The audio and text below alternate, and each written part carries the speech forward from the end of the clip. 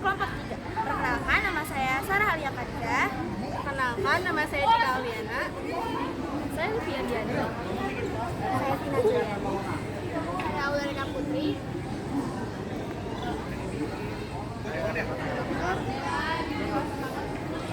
Saya Robert Hanan.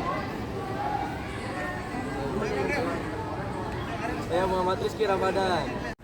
Halo semuanya, jadi di sini kami akan menyampaikan hasil debat dari Ketua OSIS dan Ketua MPK masa bakti 2024-2025. Nah, jadi di sini kita akan menjelaskan mosi yang kedua, yaitu apakah Dewan sepakat bahwa menggunakan dana untuk event yang dilaksanakan di sekolah. Untuk kontranya itu yang pertama, tidak setuju untuk menggunakan anggaran dana karena bisa menggunakan alat dari event yang sebelumnya. Yang kedua, bisa menggunakan guru sebagai juri untuk event selanjutnya. Dan untuk tim pro pertama sangat setuju karena untuk penunjang dan untuk kebutuhan sarana dan prasarana. Untuk tim pro ketiga setuju karena setiap event pasti membutuhkan anggaran agar event dapat berjalan dengan baik. Karena dana sebagai penunjang panitia seperti konsumsi dan lain-lain. Oke, lanjut. Baik, di sini kami akan membahas tentang mosi ketiga, yaitu Dewan sepakat bahwa pengurus OSIS harus lebih disiplin dari siswa biasa. Tim pro pertama menyatakan setuju dikarenakan anggota OSIS harus lebih disiplin karena dapat menjadi contoh untuk siswa biasa. Untuk yang tim kedua yaitu kontra, tidak setuju terhadap kedisiplinan karena kita semua setara. Jadi semua harus disiplin, tidak memandang mau itu anak OSIS atau MPK. Tim ketiga pro setuju karena MPK atau OSIS merupakan tangan kanan Wakasek kesiswaan, harus bisa menjadi contoh siswa-siswi lainnya. Setiap anggota OSIS atau MPK sama-sama orang terpilih sudah menjalankan seleksi yang sudah diamanahkan. Kami akan membahas mosi 4, yaitu Dewan ini menyetujui apakah perempuan bisa menjadi pemimpin dalam organisasi. Tim pro 1, bisa jika memiliki kemampuan dalam memimpin organisasi tersebut. Seorang pemimpin tidak harus laki-laki. Untuk tim yang kedua yaitu netral, laki-laki ataupun perempuan berhak memimpin suatu organisasi. Tim yang ketiga kontra. Biasanya seorang pemimpin adalah laki-laki karena perempuan cenderung menggunakan perasaan dan laki-laki menggunakan logika untuk pengambilan keputusan. Kami di sini akan menyampaikan mosi pertama, yaitu siswa ikut serta dalam pengambilan keputusan. Paslon 2 pro menyatakan bahwa siswa hanya ikut serta dalam menyampaikan saran dan aspirasi, sedangkan dalam pengambilan keputusan harus ditetapkan oleh pemimpin dari pertimbangan saran dan aspirasi dari siswa. Nah, untuk yang kedua yaitu paslon 1 kontra menyatakan bahwa jika pengambilan keputusan dilakukan oleh pemimpin, maka OSIS dan MPK akan menjadi organisasi yang tertutup. Seharusnya dalam pengambilan keputusan siswa juga ikut serta. Paslon 3 kontra menyatakan tidak setuju akan mosi tersebut karena pengambilan keputusan seharusnya dilakukan oleh siswa-siswi dan tidak hanya dari organisasi OSIS MPK. Jika terjadi hal tersebut, organisasi tersebut akan menjadi organisasi yang tertutup. Mosi yang kelima, Dewan ini menyetujui bahwa pemimpin tidak harus memiliki sikap tegas, tapi memiliki sikap merangkul dan bersahabat dengan siswa lain. Paslon pertama kontra. Pertama, tidak memiliki sikap tegas akan membuat siswa lalai dan pemimpin tidak ditakuti. Kedua, jika tidak tegas, orang-orang akan semakin ngeyel dan membuat hal negatif untuk sekolah. Siswa semakin semena-mena. Ketiga, memiliki sikap tegas akan membuat siswa menurut. Keempat, sebagai ketua, dia memiliki tanggung jawab dan tegas kepada anggotanya. Paslon 2 netral. Yang pertama, yang dipimpin dapat melaksanakan tugas dengan baik. Harus ada sikap tegas dalam kepemimpinan, karena tegas adalah bagian yang harus ada dalam diri pemimpin.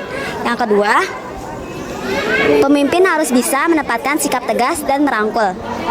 Paslon 3 pro karena sebagai pemimpin bisa membuat organisasi merasa nyaman supaya tidak terjadi konflik. Siswa tidak nyaman dan nantinya di kinerja tidak maksimal karena tidak nyaman dengan pemimpinnya. Yang kedua, jika hanya memiliki sikap tegas saja, sikap untuk merangkul itu salah, membuat anggota risih. Jika kita dapat merangkul, dapat menjadi ketua yang baik, dan bekerja sama dengan anggota, organisasi ini dapat berjalan dengan baik. Yang ketiga, pemimpin akan menjadi seorang panutan. Apabila siswa tidak suka bahkan dibenci, hal yang dikatakan pemimpin akan terlihat salah. Mosi yang keenam yaitu Dewan menyetujui bahwa OSIS atau MPK transparan dalam hal apapun di organisasi. Paslon 1 kontra.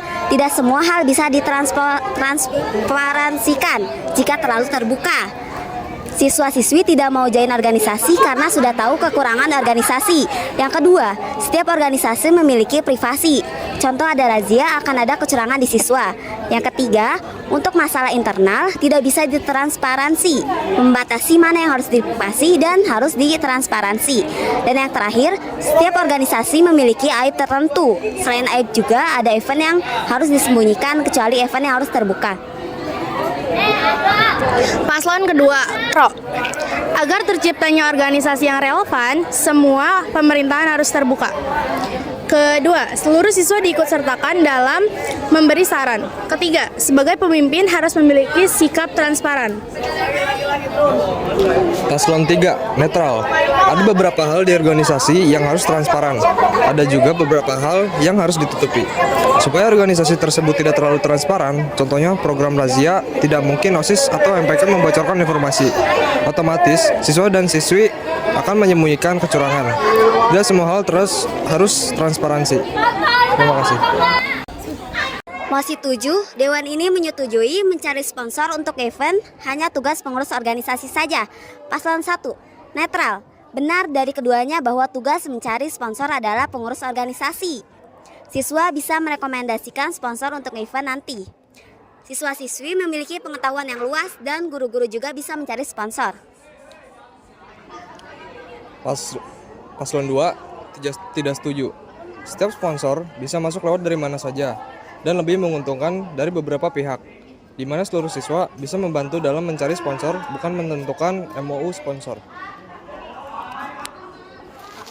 Paslon ketiga, pro. Setuju, mencari hanya pengurus organisasi saja, karena sudah dibekali membuat proposal untuk sponsor dan nama sekolah dipertaruhkan.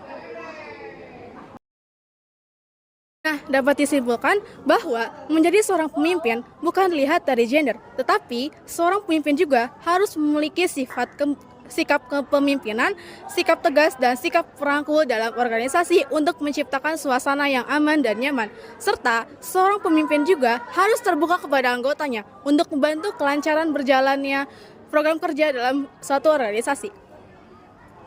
Nah, selain itu, seorang pemimpin tidak bisa memutuskan keputusan di satu pihak saja. Tetapi seorang pemimpin harus mendengarkan suara dari anggota-anggotanya maupun siswa-siswi di sekolahnya. Nah, ada satu lagi, yaitu seorang pemimpin harus menjadi contoh yang baik bagi para anggotanya. Sekian yang dapat kami sampaikan, kurang lebihnya mohon maaf. Kami pamit undur diri. Wassalamualaikum warahmatullahi wabarakatuh.